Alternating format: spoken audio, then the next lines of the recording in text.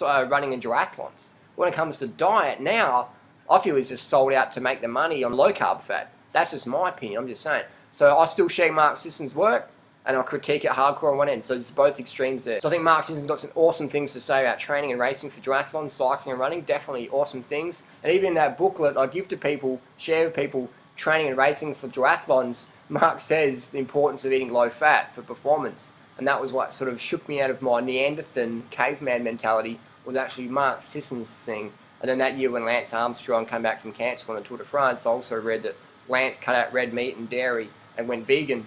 I was like, vegan? What's vegan? I looked up vegan on the internet and I went from there. So I've got to thank Mark Sisson back in 1999 for sort of waking me up out of my primal paleo caveman Neanderthal mentality. It was killing me, literally killing me. So thanks, Mark Sisson. And that's the last time I had a cup of coffee, October 1999. The last time I had a cup of coffee was in my little paleo primal phase.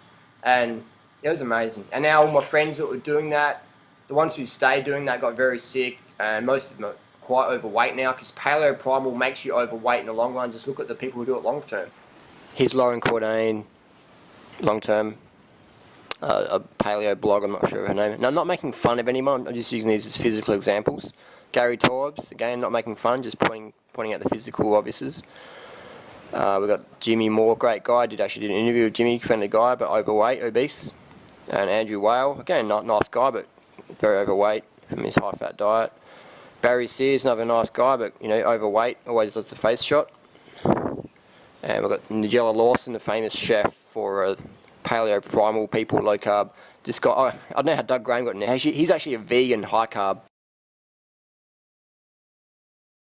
And people try and be really strict on it, and then they binge out on Ben & Jerry's. And here's a photo on the internet, Rob Wolf and Mark Sisson enjoying their ice cream chocolate sundaes, and doesn't make people bad people because they're eating ice cream chocolate sundaes at the local ice cream house. Doesn't make them bad people, but when you're telling people not to eat watermelon because it contains too much sugar, and you're going and eating chocolate sundae ice creams, I don't know about that. That's it's a bit confusing, you know what I mean? So there's plenty of people out there blowing their health apart, their waistline apart, eventually, because this primal diet, paleo diet, is deathly. All the medical doctors, like Dr. McDougall, Dr. Esselstyn, Dr. Ornish, China study professor, Dr. Kellen Campbell, these people have qualifications and experience. They're saying, hey, look out for these high-fat, high-protein, low-carb lifestyles because they're very dangerous to your adrenal health, your renal health, your heart health, your bone health, your mental health. If you don't consume enough carbohydrates, you get depressed. That's why all these low-carb people are just caffeine and drugs, and they're really on the edge of breakdown because they're just so carbohydrate deficient. That's why they have to go to Ben & Jerry's and binge out in their ice cream and get some sugar in eventually, because if you do low-carb long enough, you're going to get very depressed. Your body won't produce enough serotonin. And look up serotonin and depression, and look up what antidepressants do to serotonin. They raise your serotonin levels. So instead of having Prozac, you can just have potatoes or fruit optimally. Fruit's the best bet. Raise up your serotonin levels and you're laughing. Look at the book, Potatoes versus Prozac. There's many clinical studies done on people doing low-carb diets and getting clinically depressed. Low carb equals low mood. Low carb equals low glycogen. Low glycogen is low mood, low energy, low vitality. Means you're going to be binging at Ben & Jerry's. And then you get those fatty, greasy carbs. The carbage, I call it. The carbage with the fat, I call that carbage. Carbs with no fat, like fruits, potatoes, things like that, they're the best ones. But fruit is always the best because fruits are so satisfying when you eat enough calories from it. Digest a treat. So these paleo people are telling me not to eat the fruit, and I almost died.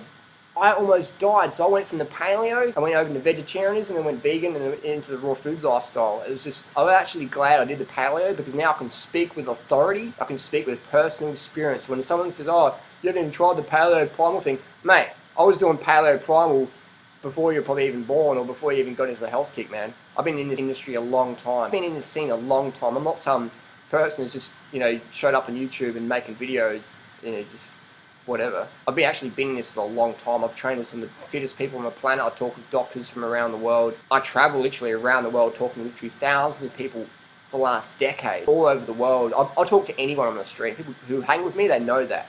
I'll spark up a conversation with anyone. I'll stop someone on the street and say, hey, you looking good, what are you doing? Or whatever, or wow, you got cancer, how did that happen? I've become like a forensic. So the paleo primal thing, I've done that, and that's why I speak out against that, because it's a very dangerous program. It's causing a lot of health issues, heart disease, we're seeing it, cancer, leukemia, the bovine leukemia virus. Ask your grass-fed dairy person, what are you doing to prevent bovine leukemia virus in your cattle? What are you doing? What are you doing to prevent the pig pinworm? What are you doing to prevent the toxic levels of mercury in the salmon? And people say, oh, but we test our salmon. And I'll tell you what, that's absolutely rubbish. There's no way you can test every single individual fish before you ship it to market. Do you know how expensive methyl mercury testing is? Do you know how expensive it is to test your fish levels for cadmium or strontium or radium? Do you know how expensive that is? That's nonsense. People say, oh, I'll test every single salmon that goes out the door of our factory. That's absolute rubbish. You're lying to people. It's not true. Because if it was true, the salmon would cost $100 a piece. I'd like to see a bit more transparency and honesty with this whole paleo primal thing and this whole, there's no methyl mercury in the salmon. Absolute rubbish. There's bovine leukemia virus in the cattle in the US. There's bovine leukemia virus in all these cattle.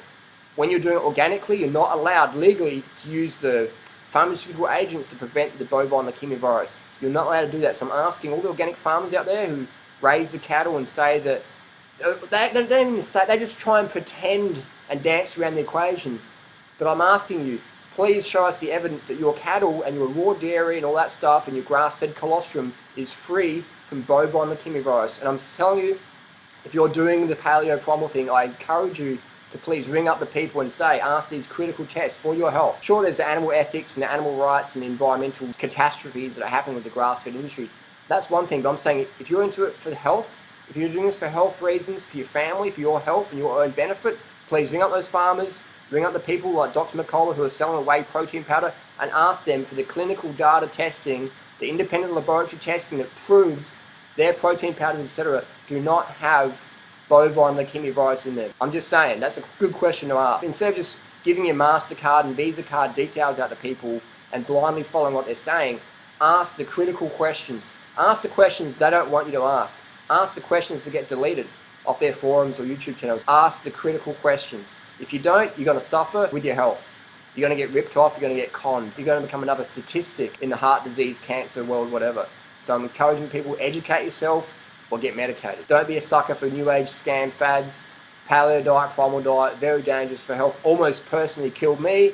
And I'm just speaking out about it, sharing my personal experience like many other people do, but they get silenced on the forums, they get deleted, stuff like that. So creating a channel here where people can share their opinions. Post your comments down below, what's been your experience with the paleo lifestyle, and just read what people's experiences have been. And man, I'll tell you what, these people, they do not want me out there spreading this message. Because it's a big industry. The beef industry is a massive industry, it's big. And they've got people they fund and sponsor to get this, you know, anti-carb message out there and pretend to people that you're getting fat from eating steamed potatoes. You're getting fat from eating bananas. You're getting fat from eating too many blueberries. You're getting fat from having dates. You're getting fat from fruit. You're getting fat from rice. All the Chinese people who live on rice and vegetables and fruit all the day as their majority caloric source, and they're getting obese. We know that's absolute freaking rubbish. That's absolute lies to sell more product, more BS to people. And I'm just sick of that personally, so I'm putting out there, sharing the truth. And we have examples, like high profile examples, like Dr. Atkins, big promoter of the paleo primal low carb lifestyle. So get rid of the fruit, get rid of the rice, eat as much fat as you want, make sure it's animal fat, saturated fat. Dr. Atkins, rest in peace Dr. Atkins, died 258 pounds on the autopsy table. He was 258 pounds, and I know a lot of people say out there that Dr. Atkins was actually, you know, 180 pounds, looked like Bruce Lee, and magically somehow he put on 80 pounds after he died in hospital or something like that. You know, this is the stories out there. You read it. Dr. Atkins was looked like Bruce Lee, but just a bit bigger, and